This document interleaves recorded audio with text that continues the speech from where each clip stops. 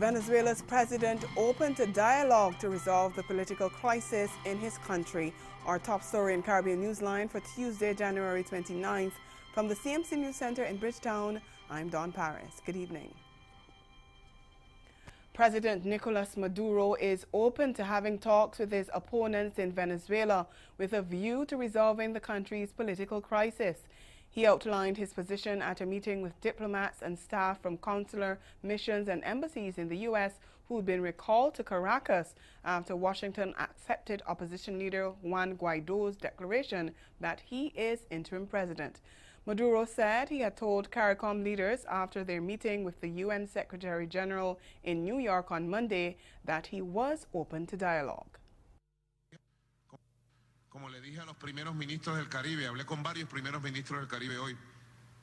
As I said to the Caribbean prime ministers today, they were in New York.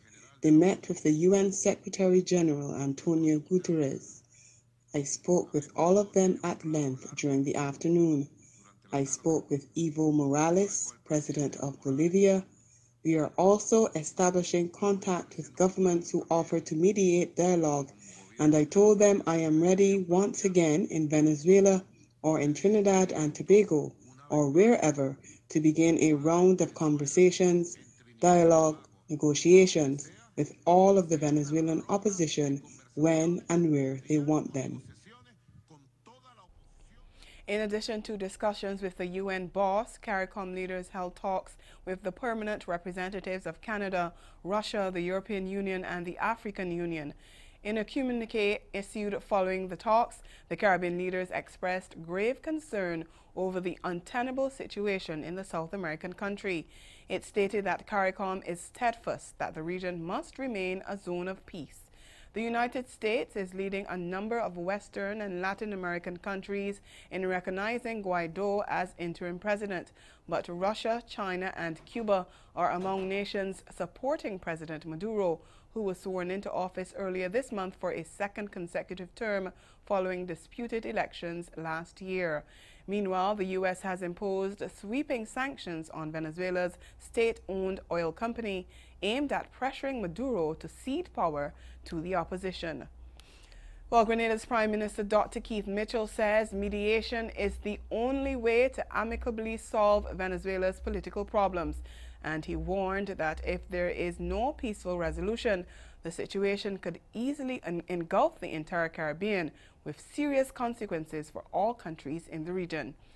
Mitchell cautioned that, quote, if that situation in Venezuela is allowed to prevail, where the United States and other countries have taken one side and China and Russia have taken another side, and either side provides military and other forms of support without serious mediation, we can see it engulfing the region, and all of us will pay a heavy price, end quote. Meanwhile, former St. Lucia Foreign Affairs Minister Alva Baptiste has criticized the government's position on Venezuela, saying that it has been inconsistent. Speaking in Parliament on Tuesday, Baptiste said the government had long signaled its opposition to the Nicolas Maduro government when it imposed visa requirements on people from Venezuela. Then earlier this month, St. Lucia joined Jamaica, Haiti, the Bahamas, and Guyana in supporting a resolution at the Organization of American States not to recognize Maduro's second term in office. Baptiste said it was hypocritical that at the same time the government had accepted Maduro's representative in Castries and was now joining with CARICOM in calling for mediation and a peaceful settlement of the crisis in Venezuela. He questioned how the Prime Minister could be so inconsistent and contradictory. Staying in Parliament in Castries, opposition leader Philip J. Pierre on Tuesday filed a motion of no confidence in Prime Minister Alain Chastanet. Accusing Chastanet of being an uncaring and reckless leader, he called on the 17-member Parliament to support the motion that would result in his removal as head of government. In a more than 2-hour presentation, punctuated by challenges and rulings by government legislators and the Speaker, the leader of the main opposition St. Lucia Labour Party said the policies of the government since it came to power in 2016 have led to the socio-economic bankruptcy of the island and its inhabitants. Pierre says the motion of no confidence is not intended to embarrass Chastanet, nor should it be viewed as a personal attack on him. It's a watershed moment for members of this House to answer the question: should the member from Miku South be allowed to lead this country for the balance of this parliament, given his dismal performance to date, a performance that's been uncaring, reckless, and irresponsible?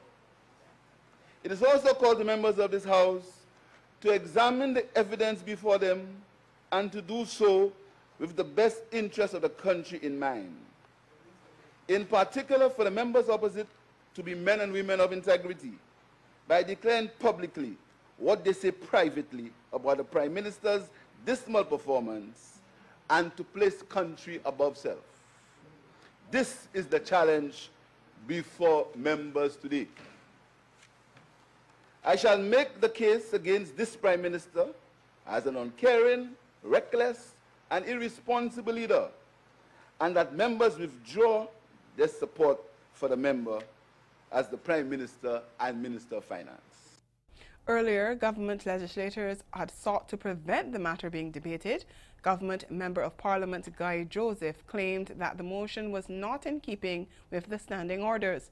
He said he had no problem debating a motion of no confidence, but his issue was that it was being moved against an individual and not the government. But Speaker Andy Daniel ruled that Pierre could proceed with the motion because the person who heads the government is the Prime Minister. The debate is continuing. Warning that Guyana is heading towards a constitutional crisis, opposition leader Bart Jagdeo on Monday met with members of the diplomatic community, outlining his People's Progressive Party position on the need for fresh general elections to be held by March. The meeting, which was arranged by Jagdeo, came a month and a week after he successfully moved a motion of no confidence in the David Granger administration. The opposition had received the support of then-government backbencher Charandas Prasad. The matter has since been taken to the courts and a ruling is expected by month-end. But Jagdeo insists that in keeping with the Constitution, elections should be called within 3 months of the passage of the no-confidence motion or at a time agreed to by 2/3 of the National Assembly. Jagdeo said he called Monday's meeting to keep the diplomatic community up to date on the situation, and he accused the government of continuing to behave as if nothing has happened, when in fact the country is heading towards a constitutional crisis.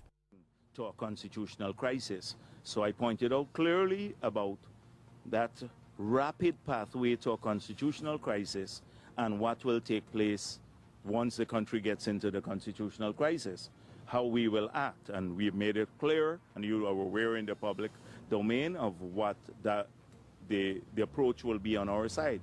India's High Commissioner to Guyana, who was among the diplomats attending the meeting, told reporters he now has an understanding of Jagdeo's position. He was rather giving the history of the no-confidence motion and aftermath. It was very interesting to listen to him because we could get the briefing from his side, what is his view. So far we have been getting to know only from the newspapers, and this briefing has given us what is the opinion of opposition. Mexico's ambassador to Guyana told reporters the talks were cordial. Some of the other attendees, including the IDB and United Nations representatives, did not make any comment. Staying in Guyana, the government says it's seeking the assistance of the Pan American Health Organization, PAHO, as it carries out an investigation into the circumstances surrounding the deaths of 3 children at the Georgetown Public Hospital Corporation. Health Minister Valder Lawrence said PAHO's assistance in the probe into the deaths of the cancer patients is to ensure the process of openness and transparency. She said Chief Medical Officer Dr. Shamdeo Prasad has put together a team that will be examining the drugs administered to the children while in hospital. Earlier this month, the hospital issued a statement announcing its own probe into the adverse reaction that a particular medication had on children suffering from cancer. The hospital did not name the type of medication. It said its probe would include interviewing all medical personnel directly involved, along with an assessment of the medication administered. Coming up in Caribbean Newsline, a major court victory for teachers in St. Vincent and the Grenadines. We will have the details of that story and more after the break. Stay with us.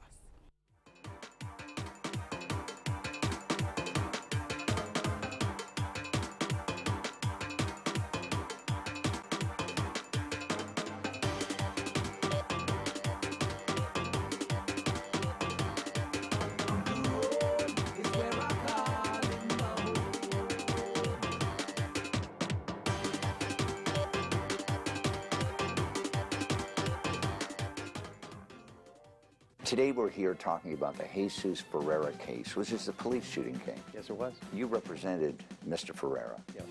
Tell us a little bit about the facts of the case. This was a series of unfortunate incidents, so to speak. Everything was done that you could do wrong in police procedures was done wrong here. The police have a confidential informant, a snitch. The snitch tells them that so-and-so is a drug dealer and is armed and dangerous.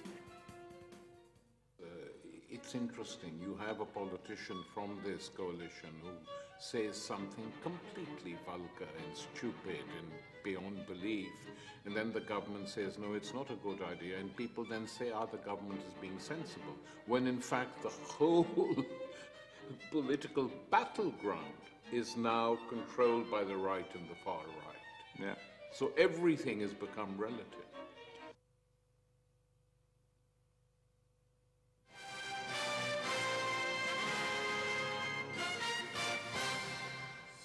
We continue with a significant court victory for teachers in St. Vincent on Tuesday after the Eastern Caribbean Supreme Court of Appeal ruled that 3 teachers who were forced to quit their jobs in order to contest the 2010 general elections must be paid their pension.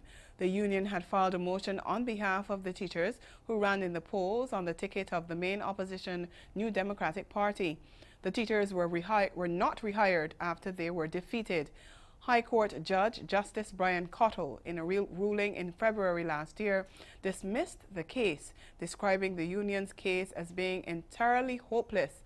But in its decision handed down in St. Kitts and Nevis on Tuesday, the Court of Appeal said Justice Cottle had erred. It ruled that the claimants had a legitimate expectation of success, noting that the government, in signing the collective bargaining agreement, committed itself to grant no-pay leave to qualifying teachers to contest elections and to reinstate them if they were unsuccessful. Tuesday's ruling came as the St. Vincent and the Grenadines Teachers Union and the Public Service Union picketed Parliament to highlight a number of matters affecting public servants. A joint statement from the 2 unions said they will also be taking industrial action outside Parliament next Monday as legislators debate the national budget. The unions say the protests are to bring attention to a number of matters affecting public servants and teachers that have gone unresolved for a long period. The unions also criticized the recent behavior of the authorities, which they say is marked by blatant contempt and disregard for the overtures made by the unions, as well as obvious violations of the public service regulations related to the promotion and appointment of public officers.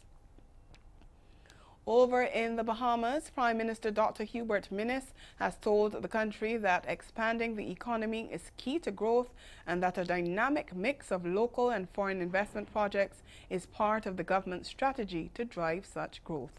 In an address to the nation on Monday night, he said economic growth must be inclusive and must be felt all across the country. He said the Bahamas Investment Authority will be restructured to include a promotional arm, which will be used to increase Bahamian and international partnerships and foreign direct investment.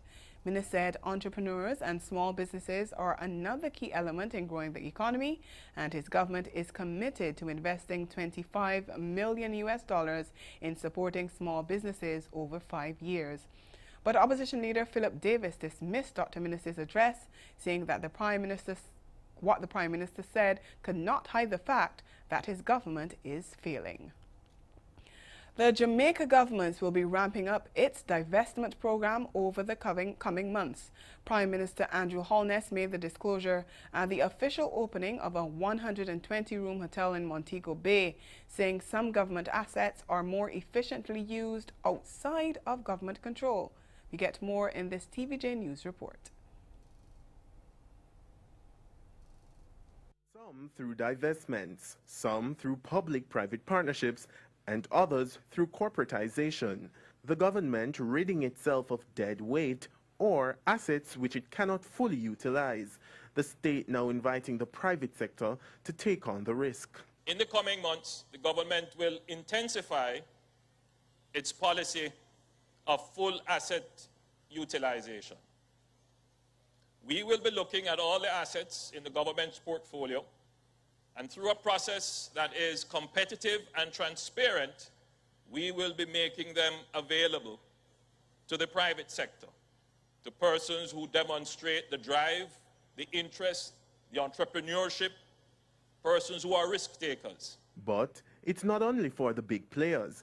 Prime Minister Holness has also carved out a plan to ensure that every Jamaican has the opportunity to own a direct stake in government assets by divesting shares via the stock market. We will be also placing many of these assets on the Jamaica Stock Exchange, so that you who are gathered here can also own part of these companies. Every single Jamaican must benefit from the economic growth of this country. Prime Minister Holness admitted that for years the country has not been operating at its optimal because government lacks the resources to exploit the full potential of its assets.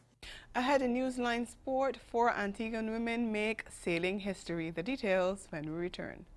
I know everybody thinks I'm crazy for wanting to work with you, but that is my mantra. I want to take somebody who's not known, who wouldn't have these opportunities, and put them in an extremely better place. And yes, I'm going to capitalize on that. Of course I am.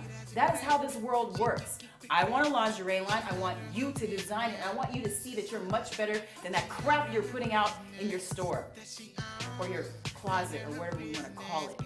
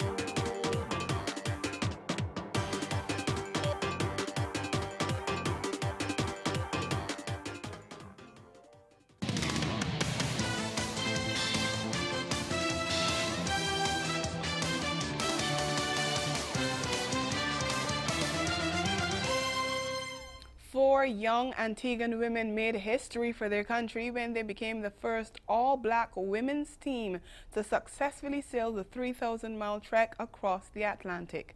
They braved the Atlantic Ocean as they took part in the Talisker Whiskey Atlantic Challenge.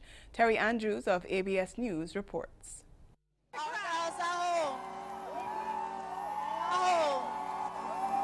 It is the moment seen all around the world. 4 Antiguan women rowing into the history books for a lifetime. The atmosphere made all the more powerful by thousands who gathered, appreciative of what Elvira Bell, Crystal Clashing, Samara Emanuel, and Kevinia Francis did, enduring that treacherous 3,000-mile journey from La Gomera to Nelson's Dockyard, where their mind, body, and soul were tested for 47 days, 8 hours, and 25 minutes. While Antigua is a destination for the other teams that took part in the Talisker Whiskey Atlantic Challenge, Team Antigua was rowing for home. And what a welcome it was. There were tears of joy as family members welcomed the women who not only overcame the challenge for themselves, but for at-risk young girls who benefit from the Cottage of Hope, their chosen charity. They sent a message that anything is possible. You just have to dream it. They've shown the world what women can do. For us, it is demonstrative of the resilience, the courage and talent of the Antiguan and Barbudan people. We are certainly very proud of them, and I'm quite sure that they will help to inspire further achievements by other Antiguans and Barbudans, especially females, and to further entrench that culture that we're seeking to develop here in Antigua and Barbuda as a can-do people. People who can literally compete globally. And speaking publicly for the first time, the message to the world from the team. Thank you, Antigua and Barbuda. Thank you to all the people in the diaspora and to those across the globe who are with us in love and in spirit on our journey. We have been blessed with amazing support from the generosity of our cash and in-kind sponsors and donors to our trainers, volunteers, weather routers, cheerleaders, prayer warriors, families, race organizers, from the school child who looked at us with hope and wonder, to the elders who prayed, to the individuals who never doubted that we could and that we would, to the spirit, tenacity, ingenuity, and legacy of our ancestors. We honor all of you. Congrats to the ladies there. West Indies have named an unchanged squad for the second test starting at the Vivian Richards Cricket Stadium in Antigua on Thursday following their shock demolition of England in the opening in Bridgetown last Saturday. But selectors have confirmed Jamaican fast bowler O'Shane Thomas as an official member of the squad. The 21-year-old travelled with the squad for the first test, acting as cover for seamer Alzari Joseph. West Indies have drawn both their tests against England at the Vivian Richards Cricket Stadium, the last coming in a tense affair 4 years ago when Jason Holder hit an unbeaten maiden 100. West Indies produced an astonishing display in the opening test at Kensington Oval to embarrass favourites England by 381 runs inside 4 days. The third test is set for the Darren Sammy Cricket Ground in St. Lucia from February 9th to 13th. Defending champions West Indies will open the defence of their title against New Zealand in the highly anticipated edition of next year's Men's T20 World Cup in Australia. In the fixtures released Tuesday by the International Cricket Council, the Caribbean side was installed in tough Group 1 alongside the likes of world #1 side Pakistan, powerhouses Australia, and two yet-to-be-determined qualifying teams. Group 2 is headed by powerful India and includes England, South Africa, and Phil Simmons' Afghanistan, along with two other teams from the qualifiers. West Indies take on the Black Caps in Melbourne on October 25th before clashing with the hosts in Perth 3 days later. The two-time champions then take on one of the qualifying teams in Perth on October 29th before travelling to Adelaide to face Pakistan on November 3rd. West Indies then round out their first-round campaign on November 7th against another team from the qualifiers. The tournament will run from October 24th to November 15th, 2020 in 8 cities and 13 venues, with the Sydney Cricket Ground hosting the opener between Australia and Pakistan on October 24th and the Melbourne Cricket Ground staging the grand final. All-rounder Bisma Maroof will lead Pakistan in the upcoming limited over series against West Indies women starting Thursday in Karachi. The 27-year-old takes over from Javeria Khan, who skippered the side at the T20 World Cup in the Caribbean last November. Bisma has scored 12 half-centuries, averaging 27 from 98 ODIs, and has taken 41 wickets with her leg spin. In 92 T20 internationals, she boasts a strike rate of 89 with 7 50s and has claimed 35 wickets. Pakistan will clash with the Windies in 3 T20 internationals before travelling to Dubai for 3 one-day internationals against the tourists from February 7th to 11th. The captain was quoted as saying that they have a good side, that has matured and blossomed in the past few months. Bisma says she is certain they will put up strong performances across both formats. This tour follows one by the Windies men's team last April when a weakened squad played 3 T20 internationals to mark the first series in Pakistan by a major cricket nation since the deadly attack on the Sri Lanka team bus in 2009. Bisma expressed her gratitude to the Windies touring party, saying the relationship with the Caribbean side would only strengthen further. The squad named last weekend includes experienced off-spinners Sana Mir and Nida Dar. Still in cricket, 2 top cricketers have returned to the Jamaica squad ahead of round 6 of the regional 4-day competition. TVJ's Karen Madden has that story. Jamaica Scorpions once again without the experienced Nikita Miller for their trip to St. Kitts. Captain Paul Palmer Jr. is happy to welcome back West Indies players Jermaine Blackwood and Rovman Powell for their 6th and 7th round matches against the Leeward Islands Hurricanes and the Guyana Jaguars. Powell returns after sitting out the last game with a hamstring injury, while Blackwood rejoins the squad following his participation in the England warm-up matches. The players losing their spots are Andre McCarthy and Jermaine Levy. They're good additions, they're West Indies players. So having them around is always a plus, added boost to the squad.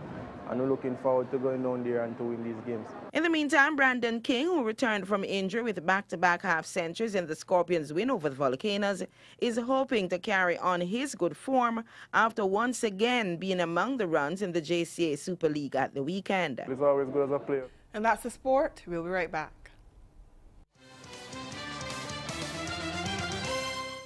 Caribbean Newsline is brought to you by the Barbados Tourism Marketing, Inc.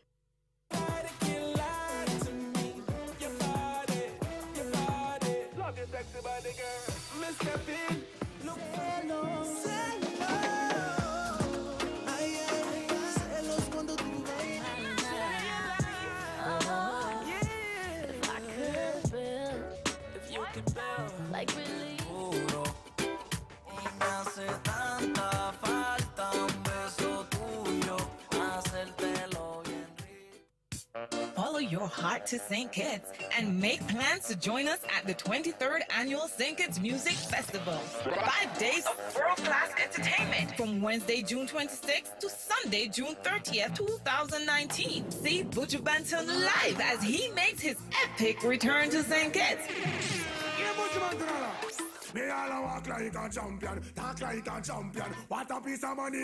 Also, French Montana and Davido.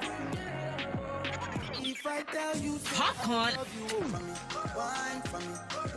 and the legendary Smokey Robinson.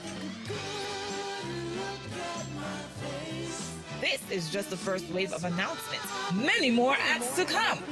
For more information, log on to StKittsMusicFestival.com. The St. Kitts Music Festival, an experience like no other.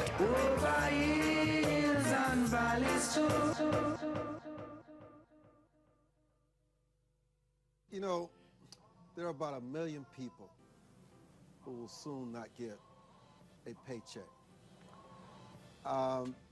The president and members of Congress live in such an isolated world. They have no idea how real people live. I mean, just the mental stress, the anguish of not getting paid, not going to work. Your whole life is disrupted because you're not usually at home. You're probably arguing with your spouse. Again, the major developments of this day: Venezuela's President Nicolas Maduro open to having talks with his opponents with a view to resolving the country's political crisis. And in sport, 4 young Antiguan women become the first all-black women's team to successfully sail the 3,000-mile trek across the Atlantic. And that's Caribbean Newsline. For news and sport round the clock, subscribe to CanadaNews.com. For more of our programming, log on to caribvision.tv and check out our YouTube channel. We'll be back here again tomorrow, but from all of us at CMC News, thank you for watching and have yourselves a good night.